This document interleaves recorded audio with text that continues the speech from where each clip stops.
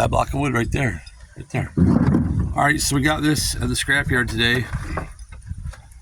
People were scrapping it and we bought it. And it's a ram, this and that. It's an electric jobber. I'm going to spoil it. We already tried it a little bit. The slide, whatever you call that right there, was a little bit rusty, so we sprayed some of that juice on there. I wanted you to sit up in there and run it. What are you doing? I'm going to turn it on. Slowly pull that forward. Let's see if she chooses it. The wood.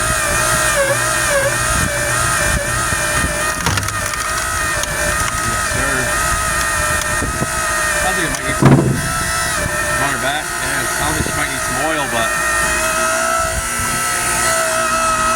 I say it's a win. Saved from getting crushed and destroyed.